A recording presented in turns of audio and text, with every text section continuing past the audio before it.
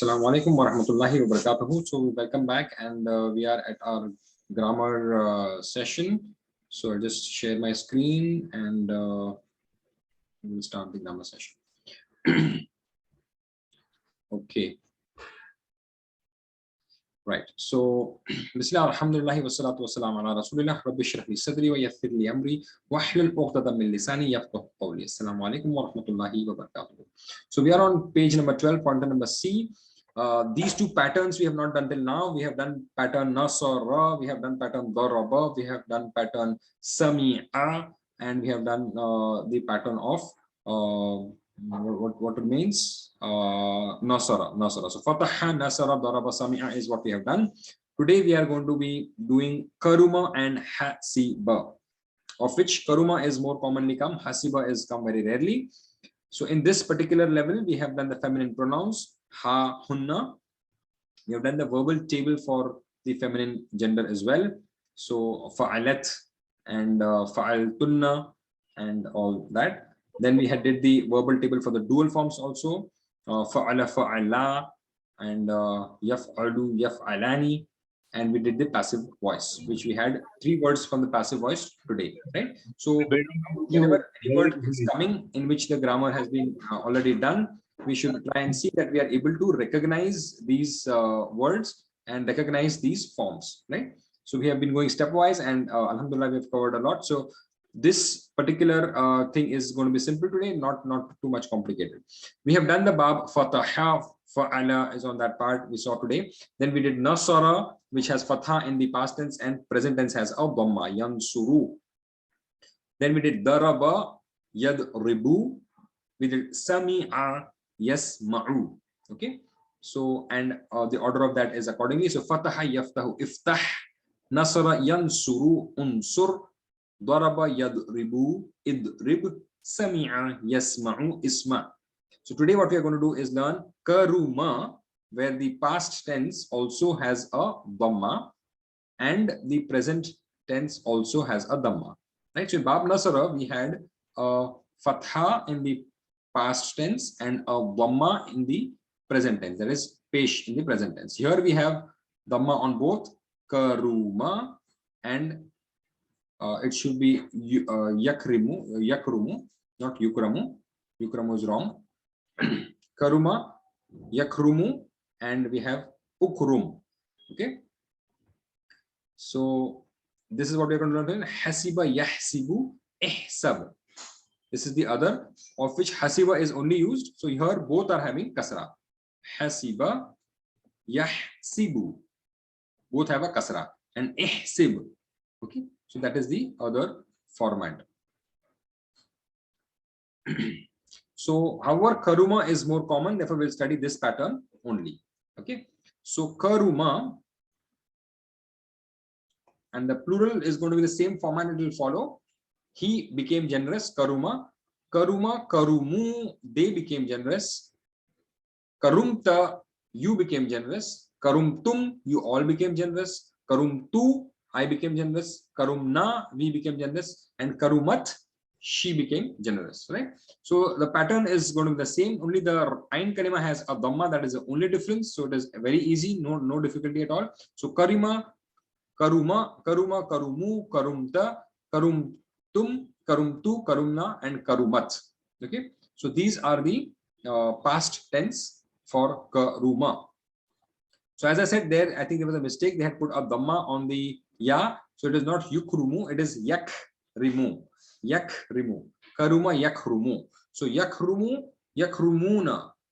Takrumu, takrumuna. Akrumu and nakrumu. And the feminine will be takrumu, right? So this is the present tense, which is again easy, nothing difficult. Like we had nasara, yansuru. We have karuma, yakrumu. Only past tense has dhamma. Otherwise, it will follow yansuru only, because it is a dhamma. The present tense will go exactly like that, like yansuru, right? Only the past tense has a dhamma. That is the only difference in this word, right? So in the Urdu dictionary, you will find a kaf written there. A kaf would indicate that the past tense has a dhamma and the present tense also has a dhamma. So the order will be ukrum, like unsur, ukrum, ukrumu, la takrum, la takrumu. So it'll follow exactly nasara pattern. Unsur, unsuru, la tansuru, ukrum, ukrumu, la takrumu, right? Generous is kareem, right? So this is slightly different. Kareem, and it is not karim, it is kareem. And to be generous is karmun and karamah, right? So we say karamat, karamat ho gayi. Karamat is actually that Allah Ta'ala was so generous that he has done something special for some of the slaves of his. And that is how the word karamat of Urdu has come. But the root of that is actually to be generous. So Allah Ta'ala has been generous to somebody, that he has given something special to that person. And that is how that word karamat has come. Okay. So the root of, or the meaning of the karamat is actually to be generous. But Allah Ta'ala has been Kareem, that he is in a Karamat. So again, the if you analyze the meanings, the shirk component completely goes away, right? So Karamat is done by Allah Subhanahu wa Ta'ala. Allah Ta'ala has been generous on a particular slave, and that's why that particular slave was able to do some Karama. Okay, so the whole Arabic language is designed, the words are designed in such a way that you will not enter shirk if you follow it properly. Okay, so let us take all the patterns of this. So we have Karuma, he was generous. Yakrumu, he is generous. Ukrum, be generous, it is an order. Kareem, the one who is generous. There is no ism maf'ul here. So Karm or Karama, these are the two verbal nouns. So with this, we'll take all other some of the other verbs which are commonly repeated in the Quran, which are on the pattern of Karuma. So we have Hakuma, means he was wise, right? Hakuma means he was wise, wisdom. Hikmah comes from there. So Hakuma, Yahkumu, he is wise, or he is doing something which is wise. Yahkumu. Uhkum is to be wise. It's an order to be wise. Hakim is the one who is wise. Hukum is the order of, it is basically the wisdom, or hikmah is also wisdom. Hukum or hikmah. So it is some, when it is used in the sense of an order, it will be hukum, and when it is used in the sense of wisdom, it will be hikmah. So we have kareem and karamah. So that way we have hikmah as a verbal noun, right? So we have another word, ain, wa, and meen, and this word has come a lot of times, aween, right? So azuma is the root word, so it again falls on the bab karuma. Azuma, ya'zumu, u'zum. Aween, izm, mun, and azama, right? To be great, bada hona. And this has come from the word bone, because bones are great and they are strong. So azuma, ya'zumu, u'zum, azim, izmun, and izamun, and izama. Then the other word we have kasura, means to be more. Kathir, which is zyada hona. Kasura, yakthuru, ukthur, kathir, kusrun, and kasratun. So kasratun is quite common use. Kasrat, ye cheez ki kasrat hai, ye cheez zyada hai, more hai, this is more. So, but the root and the pattern is karuma. So the new words that we have are karuma, hakuma, azuma, and kathura. Azuma and kathura. The other word which is also quite commonly used is, see the frequency of the words that are used. Karuma is 27 times only, though this is the base pattern. Then we have hakuma coming almost 197 times. Then we have azuma coming 107 times, and kathura coming 78 times repeated. And basura means to perceive, to see, basarat, right? So basura, he saw. Yabusuru, he is seeing. Ubusur, see. Basir, the one who sees. Basrun, vision. Basarah, to have the vision of the future. So like in Surah Yusuf, the Prophet ﷺ saying, Hazihi sabili, that this is my way, on a basarah, on a vision. And what is that vision? The vision is of the akhirah. It's a very nice ayat in Surah Yusuf. Inshallah, I'll just share that ayat.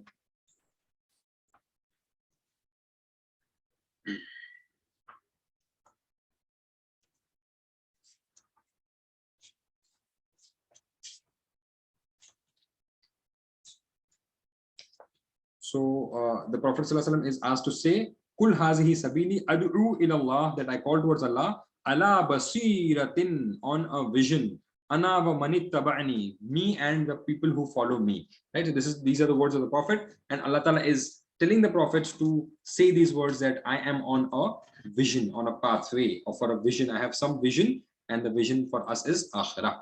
So we should know that. So basura, yabsuru, ubsur, basir, basrun, and basara. Then we have another very common use was kabura. Kabura means he became big, to be big. Kabura, yakburu, ukbur, kabir, and kibr, greatness, and kubr is also greatness, or to become big, right? So there's a difference between the greatness of azuma and the greatness of kabura, right? Kabura comes more for when it is used for people, it is more of a negative sense. When it is used for Allah, it is the greatness of Allah, and that's where the word Allahu Akbar also comes. Akbar is a superlative degree of kabir. Okay, so that's how we can have absar also. We can have akthar also. We have a'zam also. We have ahkam also in that same pattern. Then we have ba'uda, means to be far. It has become far. Ba'uda yab'udu, ba'uda yab'udu, ubu'ud, ubu'ud. So they have two kalkalas in that, ub and ud, ubu'ud. Ba'uda yab'udu, ubu'ud. Ba'id, far, one who is far. And bu'da. So bu'da word also has come when the qawm instead of hud, bu'dal li qawmi, bu'dal li, so far away with the because let them forget them, they have gone, right? So bu'da means to be far. So the mentioned verbs do not have any object. Their name of fa'il is on the pattern of fa'il, right? So we don't have if we go back and see, we don't have karim. Normally isme fa'il is fa'il, but here if you see, all the isme fa'il is on a different pattern. It is kareem, hakim, alim, kathir, basir, kabir, and ba'id. Okay, so this is how the isme fa'il is different. Okay, and these isme fa'il will take the sifat, and we see a lot of Allah's names also come with this when an al is added. So al kareem, right? So that's why it is not good to keep the name Kareem. It can be Abdul Kareem, because al kareem is Allah Ta'ala, al hakim is Allah Ta'ala, al azim is Allah Ta'ala, al kathir is not of the names, al basir is Allah Ta'ala, all seeing. Al kabir, akbar, Allah Ta'ala is big, and ba'id is not one of the names. But this is the pattern of isme fa'il. It does not go in the fa'ala pattern, it goes into fa'ila, right? Fa'ila. So kareem, hakim, this is how the verbal active participles of the pattern of karuma will be there, right? So this is the only thing that is different in this. I just highlight that so that inshallah you will be able to remember it better. Okay, so as I said, the active participle here is different, otherwise it is same as nasara only, right? Only the past tense will have this pesh, otherwise all this is exactly like the bab nasara. So there's no confusion in this part. Okay, then the isme fa'il is different, is on the pattern of kareem, hakim, awim. This is the only difference. Kathir, basir, and kabir, and ba'id, right? So these are the selected words which are occurring in the Quran very commonly. Okay, and there is no isme fa'il here, there is no maf'ul, right? That is the other difference that is there from the other verbs. There is no isme maf'ul. Then the nouns can change, but they come on the pattern of ta. So karamah, hikmah, azamah, kathrah, basarah, basarah, kabura, and ba'uda, right? So this is again a different pattern. So just write it a couple of times, and once you write it a couple of times, inshallah, it is not so difficult. As we see in every grammar class, we are taking just one point, and if you get that takeaway point, then everything is inshallah done. Okay, so that is the Okay, so the name of file is on the kind of file that we did. Okay, this is what ends the grammar. So we just did karuma pattern and we saw some words which has karuma. The other word that was there was hasiba, yahsibu, and ihsib. So with that we can make the pattern hasiba, hasibu, hasibta, hasibtum, hasibtu, hasibna, hasib, hasibat. And the present tense of that will be yahsibu, yahsibuna, tahsibu, tahsibuna, ahsibu, nahsibu, and tahsibu. And the order, actually, because there is a kasra there, it will form like like that daraba yadribu. So you have idrib, so you have ihsib, ihsibu, la tahsib, la tahsibu. Then we have there it will be hasib as the active participle, mahsub is there, and hisab, right? So hasiba word itself is used, but other words are not so commonly used. So if you practice hasiba, inshallah you'll be okay, right? So that in fact concludes our grammar also for today. Just practice these patterns, and inshallah with that it will be easy for you to then understand and implement it. It is we already know the patterns. It is just that the Ain Karima has a dhamma. That's it. Otherwise, there's nothing new in that. So, any difficulty in the grammar for today? The only thing is just write it. If you write it a couple of times, inshallah, it will be easy for you. So, any questions or any doubts or comments for maybe the Quran part also, or maybe the grammar part?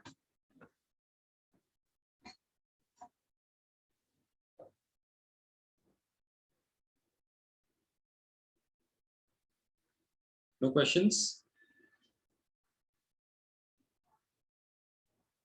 So actually what you should be doing is that whenever you're reciting the Quran, try to understand these patterns that come very often. And if you are getting stuck somewhere, then last time I had shared one of the apps with you of Ma'al Quran or with the Quran. In that you can get the split up of each word on the app itself. Or as I told you, you can use Corpus Quran, which is an extensive work done by Leeds University, and they have dissected out each word. But if you want it on the convenience of the phone and on the Hafzi pattern and the pointers that you want for other surahs, then you can use that as a guide. It is called Ma'al Quran or with the Quran, and in that you have multiple options of studying it, the words, the root words of that, and all the way we do it here, active participle, passive participle, and all that. So this has been partly designed by the same group whose course we are doing, the Understand Quran and Salah the Easy Way. So they have tied up with this Ma'al Quran, and they have all are muted showing my app. I'll send the app inshallah on the group, so everybody would get the link for that app, and then you can download it.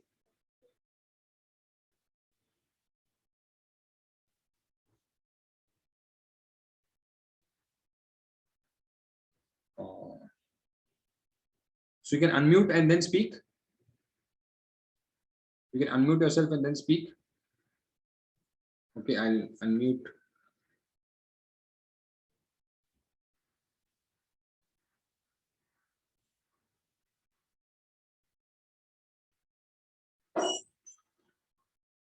You're not able to speak, is it?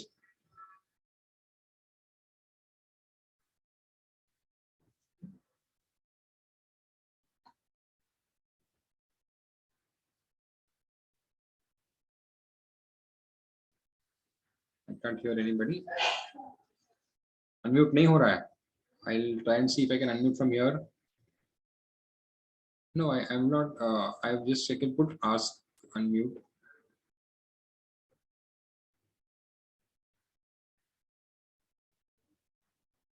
You can put it on the chat then. If it is possible, put it on the chat so I can see, because I can't hear anybody.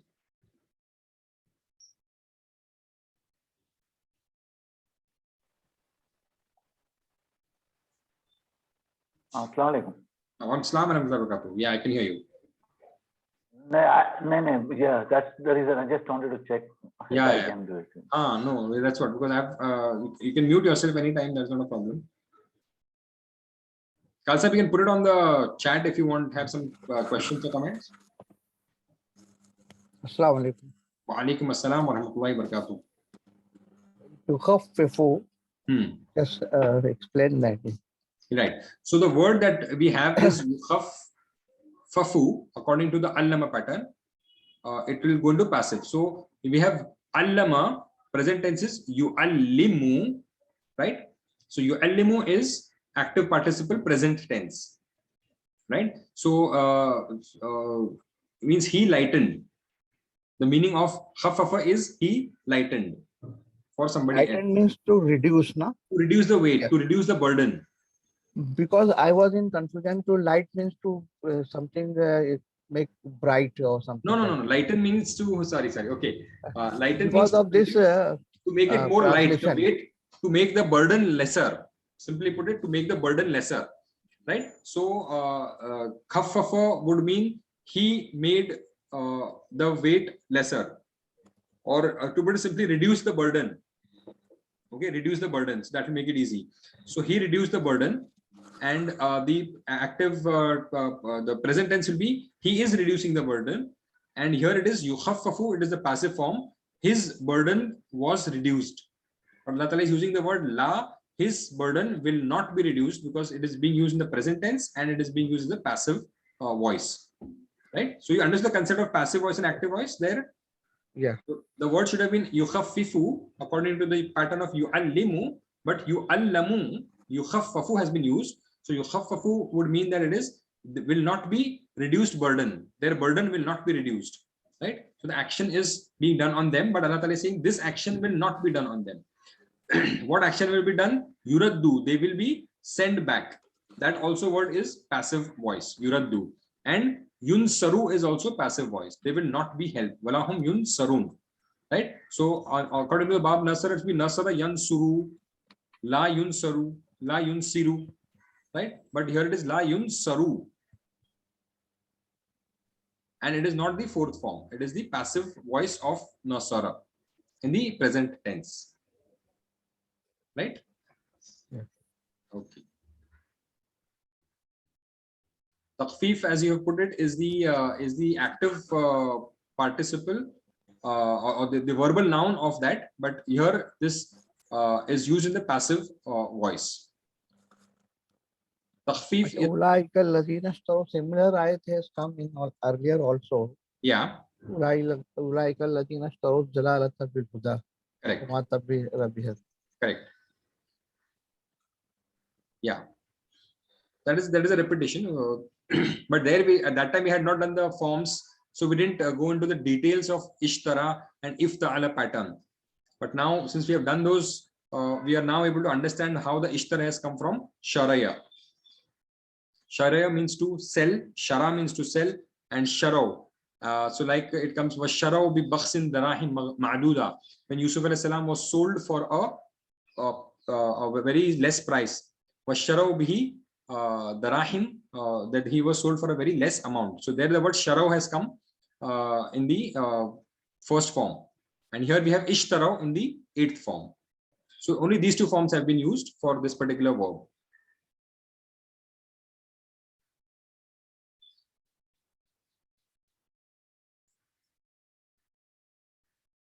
Yes, so today we have done the extensions of the Salasi Mujarrad, that is the Nasara. We had not done these two babs before, Nasara, Daraba, Sami'a, and Daraba.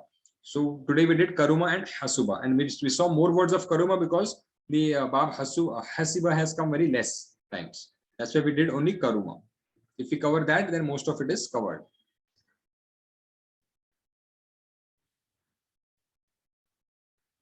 Right? Any other questions, comments?